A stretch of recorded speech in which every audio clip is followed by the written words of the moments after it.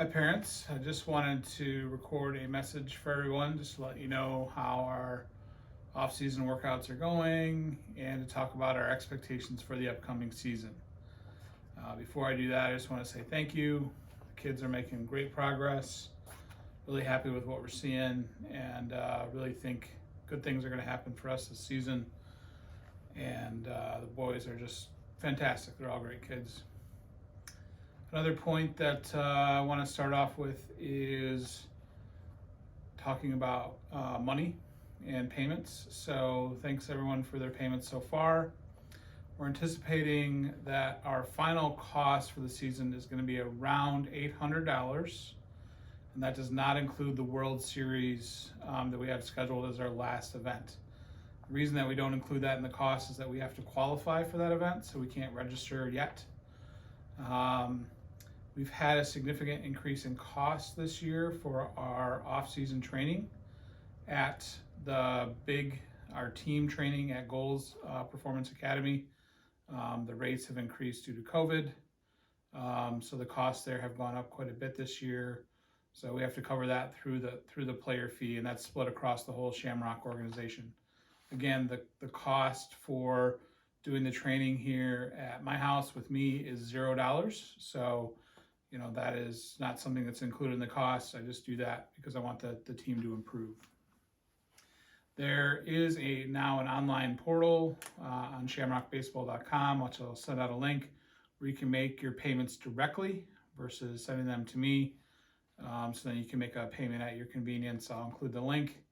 If you do want to pay by check, just let me know and you can get the check to me and I can hand that in to the Shamrock organization. That's not a problem either. So wanted to talk a little bit about this season and what to expect. And I want to say first that you guys are a great set of parents. Best set of parents that I've had on a baseball team that I've been part of coaching staff of, and I really appreciate everyone. So when you hear me talk about expectations and about questions from a parent's perspective, it isn't because there's issues on the team now. I love all the parents. I just want to make sure everyone's on the same page as we head into the season, so you can expect, and we'll communicate these same things to the kids as well. So first I wanted to talk about our team's philosophy on competitiveness. So, travel baseball is more competitive than Little League or recreational baseball, and that's why you guys are here with Shamrocks. You want a more competitive environment. You want your kids to develop at a faster rate so that they're ready for high school baseball and then eventually potentially college baseball or even something further beyond that. And so that's my goal always, is to prepare the kids at a base level for high school baseball, and that starts now. But within travel baseball, there's also a very mix of different teams' philosophy on competitiveness. You have some teams that only focus on development of players, don't necessarily care if they win or lose. And then you have other teams on the other extreme that all they care about is winning. They'll do whatever it takes. They'll bring in players from other teams. And our team is really going to be something that is a balance of both winning and competitiveness. A balance of winning and development of the players. So what I aim to do is find that balance. So all kids are developing, getting better, but at the same time, we are trying to win tournaments. We are trying to win baseball games. Also, if you think about teams out there, they're classified into 3 levels. There's gold teams, silver teams, and bronze teams. So right now, our team, my fair assessment of it, would be that we are a high-level bronze team and a low-level silver team. So when it comes down to it, when we think about the season, we are going to schedule our season in a way that will allow the team to be competitive, to win baseball games, but also create a schedule that will face some stiffer competition so that the players are all developing. So our schedule this year, we're going to aim to play about 35 to 40 games. I can't tell you how many games we're going to play, because in some tournaments we may only play 3 games. In some tournaments we may play 4, 5, or 6 games in the World Series, depending on how well we do. Most tournaments are either 3, 4, or 5 games, depending on the type of tournament, how many teams there are in. Usually it's no more than 4. So we're going to have a mix of different events. So we're going to play in 2 bronze tournaments. These are bronze tournaments where the teams will be, equal to us or maybe not as good as us. And so these are teams where if we play good baseball, then we will definitely have a chance to win. I feel it's important that we include some of those tournaments in here because we want the kids to be able to compete and try and win a tournament title this year. We're going to play in 3 open tournaments. Open tournaments are going to have a little bit better competition, usually a mix of silver teams and bronze teams. We definitely can compete in these tournaments. I believe that we can. But we're going to have to play our best baseball to potentially win those tournaments. I think we have it in us. We're going to play in 2 big tournaments. The first one is the BPA state tournament. It's a large tournament, usually has anywhere between 12 and 20 teams. And that is a 3-day tournament, Friday, Saturday, Sunday. And we're definitely going to see some strong teams in that tournament. That usually gets the best teams from Grand Rapids, Kalamazoo, Battle Creek, and even teams from the east side in Detroit. So that's our first kind of big tournament. And then obviously the BPA World Series, which we're planning on to play in South Bend in July. That's our end of year tournament. That features teams from around the Midwest. So big tournament, lots of teams. But it's also the World Series that's designated for bronze teams. So most of those teams are going to be similar to us from a competition standpoint. At least that's what I would anticipate. We're also going to play league games. We're going to have 6 weeks of doubleheaders in Kalamazoo or Battle Creek. So our home games will be in Battle Creek. Our away games will be in Kalamazoo. We're unsure of what teams are in that league, so it's going to be a mix of teams. I'm sure there's going to be probably a couple good teams, and there's going to be a couple of teams that are probably not as good as us. So it'll be a mix of teams in that league. So as we think about the tournaments, what I want to do is manage expectations as it relates to playing time, how we will manage the boys' batting order and things like that when it comes to these different types of tournaments and league games, because they will be managed different, and I want to make sure everyone knows that up front. So there's 2 types of concepts when it comes to creating batting orders. There's batting open, which means all players are in the batting order. So all of our 11 players will be in the batting order. So everyone will come up to bat, and then we'll restart the batting order again, and that the players substitute freely defensively. So if one player was playing left field this inning, the next inning it could be another player, and there's no, there's no substitution rules. We can just keep moving kids around, and that's not a problem. The other way of creating a batting order is called batting closed. And that's where we will bat either 9 or 10 players. In that regards, substitutions can only happen within players that are in the game. So in that situation, 1 or 2 players would not be in the game at a given time, meaning that they would not be up to bat or playing defense. Players then would have to be subbed in like they would in Major League Baseball. One exception is that this is like high school. A player can be subbed in, and then the player who is the starter can actually come back into the game if that's how we choose to manage it. The reason that we would choose to bat closed is that we get through our lineup faster, and that'll allow us to be more competitive, especially getting to the kids that are at the top of the order that are frankly a little bit better hitters. So we're going to manage the batting order in different defensive substitutions differently based on tournament. So when our bronze or open tournaments, so this is a majority of our tournaments, this is 5 of the 7 tournaments that we plan on playing, we will be batting open for all games, meaning all kids will be in the batting order.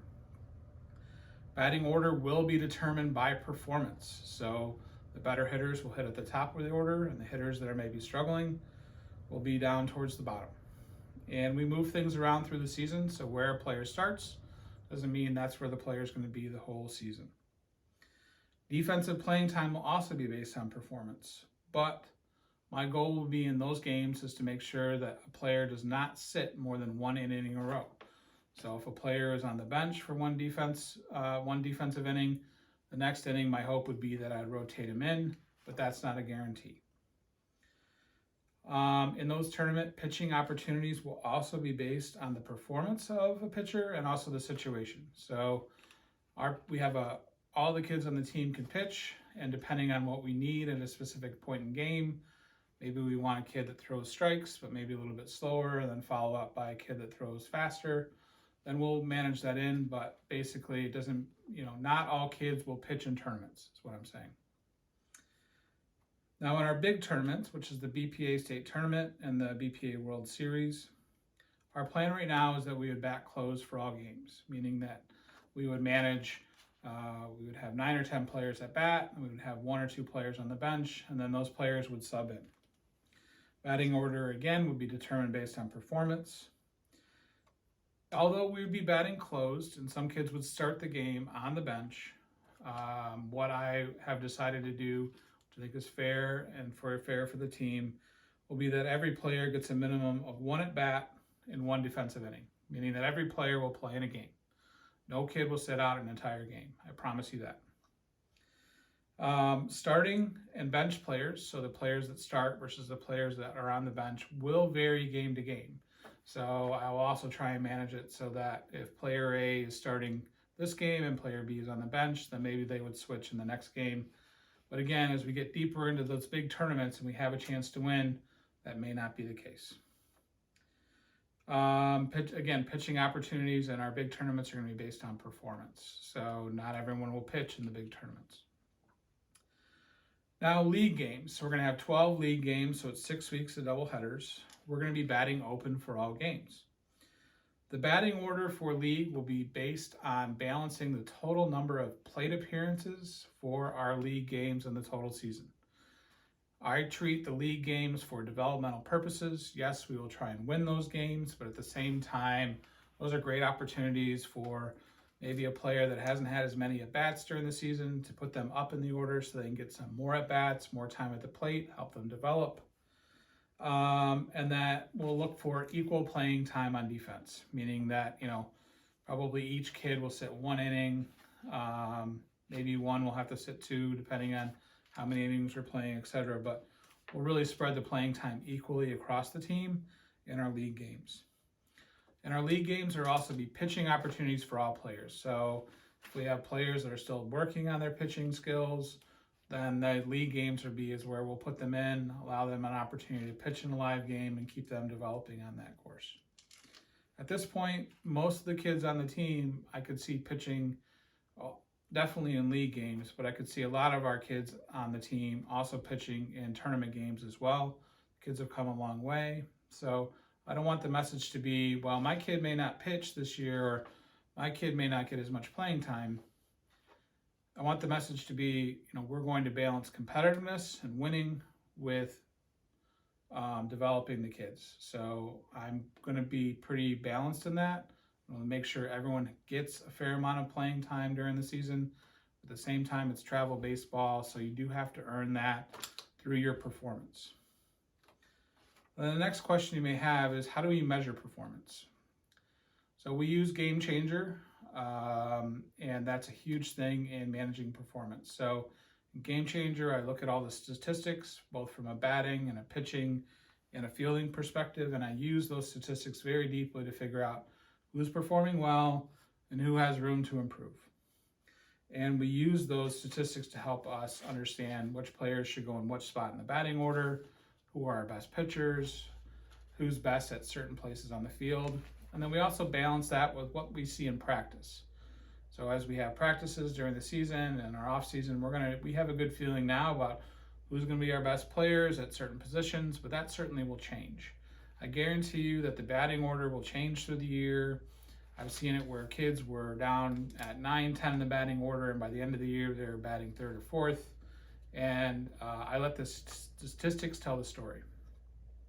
I will promise this as the coach. If you ever have any questions about why your son is playing a certain position, why your son isn't pitching as much as you would like them to, or why your son is a specific place in the batting order, please come ask me and I will tell you.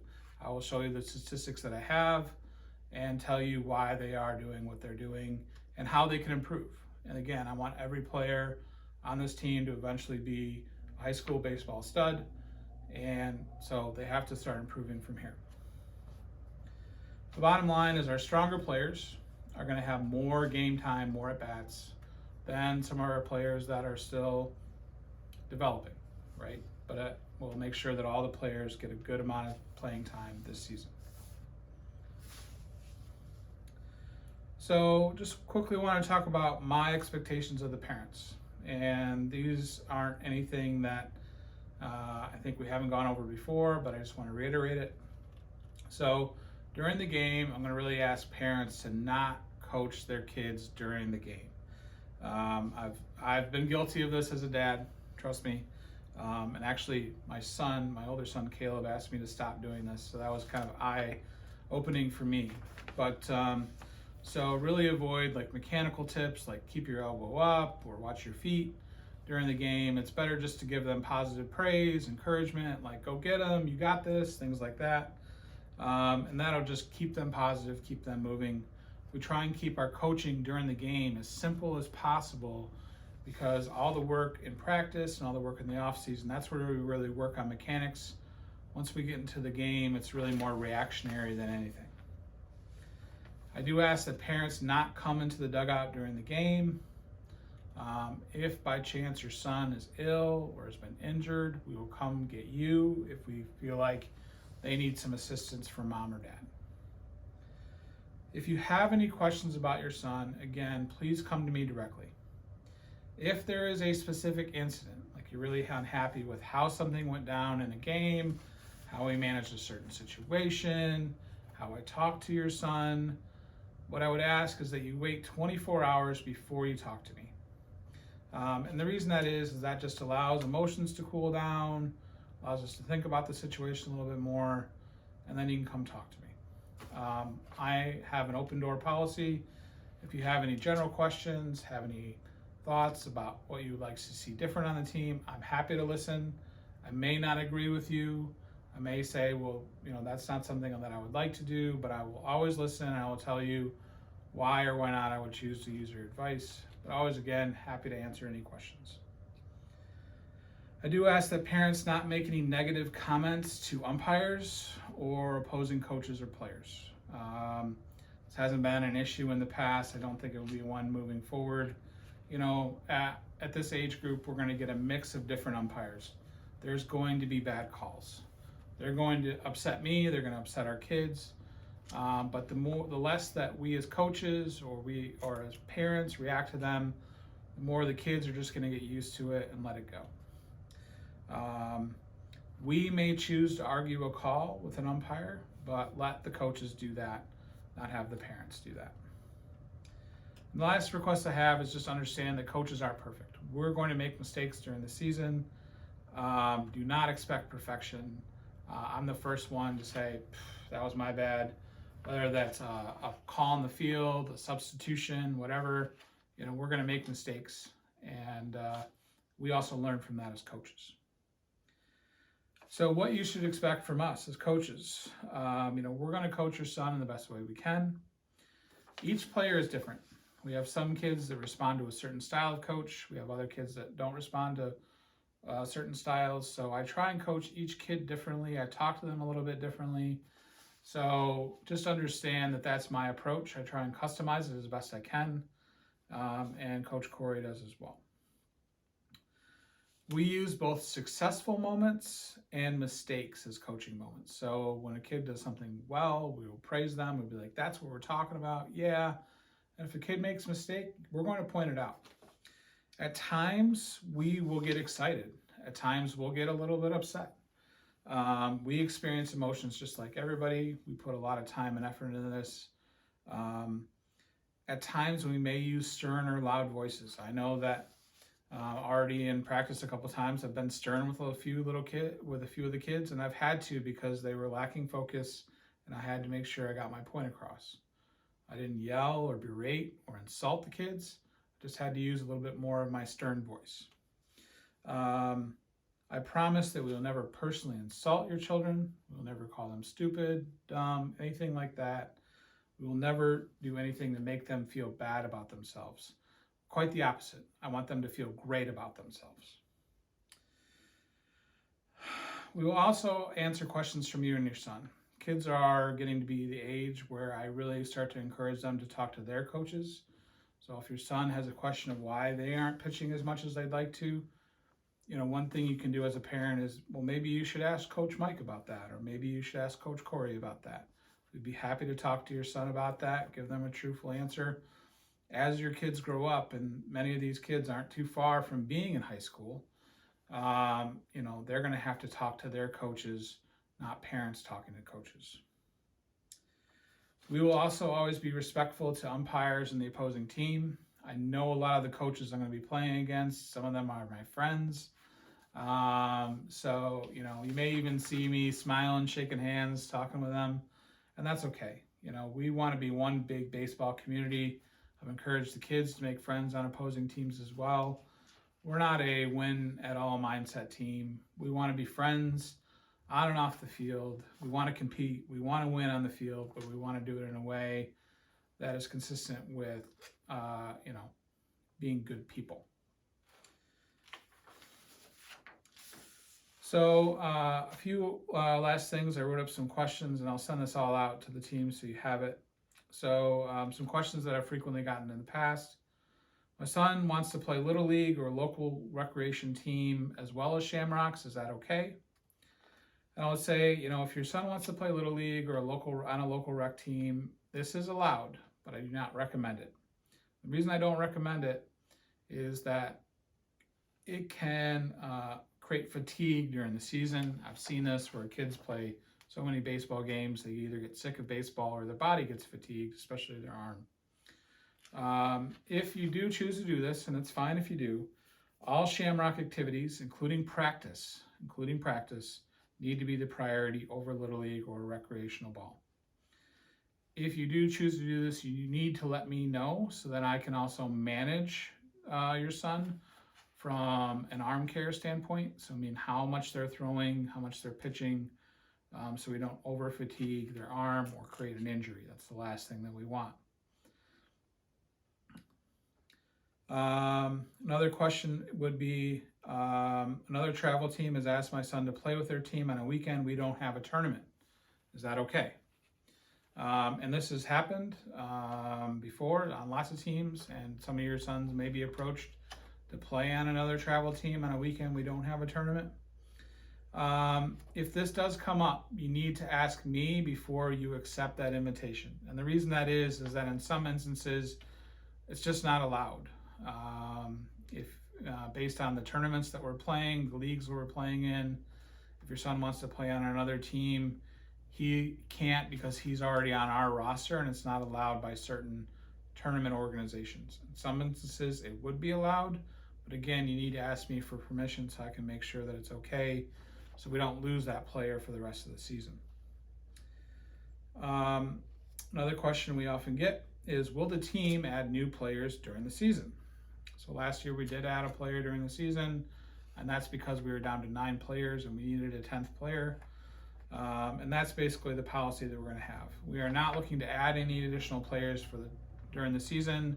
We're not going to pick up any additional players for tournaments unless one of the things happens. One, we have 1 or 2 players that have significant absence due to an illness or injury. So if we have a player who breaks his leg, and we're down to 10 players, then we have a player that's interested in playing on our team, we may pick them up to replace a player that's injured. If we have a couple players that can't be at a tournament because of some scheduling conflict, which hopefully they're not, or a league game, then we may pick up a player for a game or for that game. But we're not looking to add additional players. You guys are the team that we're starting the season with, and that's the team we want to end the season with. Another question is, can my son see a private coach during the season? Absolutely. If your son wants to see a private coach now and during the season, that is fine. I just ask that you tell me that if your son is getting private coaching, and what that allows me to do is, one, it allows me to ask your son what they're working on with their private coach. That way I'm not giving them 2 different messages if they're working with a hitting coach or a pitching coach. The other thing I want to know is how much they're throwing. We've had some instances where kids are, doing pitching practice with a private coach. Coaches don't know about it. Then they're pitching during a team practice and then in a game. And that's going to really wear on your arm, and we want to make sure we're not overusing arms. One of the goals this off season is to train the kids' arms, so help develop speed, help develop durability, and then also we will manage how much time kids are throwing during the season, so we manage their total arm care. Last two questions. Will the COVID vaccine be required to play in tournaments? And will masks be required when we play outside? So I can say that no tournament organization or no tournaments have communicated any policy on COVID vaccine or masks at this point. So the answer is, I don't know. Now, given two things, that the vaccine is currently not available for children. It's currently being tested on children, or I believe so, and hasn't been approved. I highly doubt that the COVID vaccine will be required for your child to play because they're not giving it to children. The second thing is given that last year masks were not required for playing baseball, it's outside, it's naturally socially distanced. I do not anticipate a requirement for masks for players. However, there could be a requirement for masks for spectators. Again, no policy has been communicated at this point. I just ask that everyone be flexible with COVID regulations during the season, because as you've experienced, like I have, those things tend to change quite often. So that's our parents' expectations and guidelines. I'm looking forward to an awesome season. We have our first tournament starting in early May. We've already started to schedule some scrimmages for April. We're going to get our outdoor practice times and days nailed down. So during the month of April, expect 2 times a week practice, once on the weekend, once during the week outside, hopefully weather cooperating. And then once we get into May and we start having tournaments and we start having league games, our practice schedule will reduce so that we're not over fatiguing the kids from baseball. So we'll have some policy on that we communicate once we have a better understanding on when league starts and what practice times will be available. But during April, we'll have once during the week, once on the weekends. We're going to mix in some scrimmages in there as well, so the kids get some playing time. All right, if you have any questions, please feel free to text me, call me, email me, group me, and thanks everyone for your support, and go Shamrocks.